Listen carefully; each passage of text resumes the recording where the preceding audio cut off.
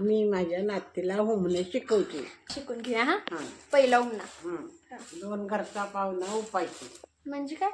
ती म्हणली असेल तिकडे जेवला असेल, मी म्हणली असेल तिकडे जेवला असेल. म्हणजे त्या आता आपलं दोन आवाज समजा. आता आपलं दोन घर असतील, म्हणजे आपल्या काकांचे का ना आपले चुलत, आणि एक पाहुणा आहे दोन्हीकडच आहे. तर तिथं गेलाय, आपल्याला वाटणार तिथं जेवलाय आणि त्यांना वाटणार इथं जेवलाय, मग ते उपाशी राहून झालं. आता हाताच्या काकणाला आरसा कशाला? हाताच्या काकणाला आरसा कशाला? म्हणजे सगळं आपल्याला माहिती असते. कशाला सांगितलं आरसा कशाला लागतो? म्हणजे मला काय कळालं नाही. तुला काय कळालं नाही, मी काय सांगू मग सांगतो. अजून एकदा नीट सांग. दोन घरचा हाताच्या काकणाला आरसा कशाला? हाताच्या सगळं माहितच आहे का नाही, मग त्या आरसा कशाला लावायला?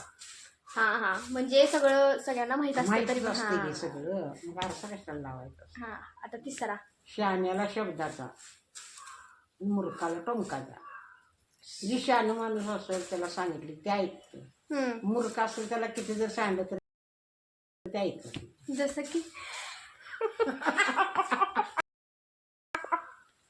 ती म्हणे जसं की कोण काय घरातल्या घरातलं सांगत सगळं. घरातला राहू दे, मी अथर्वन दीदी, आमच्या तिघात कोण आहे सांग. तू सांग. सांग बघ्या काय म्हणता. बघ्या बघ मग सांग, एक सांग. नाही सांगितलं का? शहाण्याला शब्दाचा लागतो. एकदा सांगितलं की ती कळतं ओळखतं लगेच. आणि मूर्ख त्याला किती बी सांग. आईचं नजर माझ्याकडे आहे, आई आहे तोच म्हणत्या.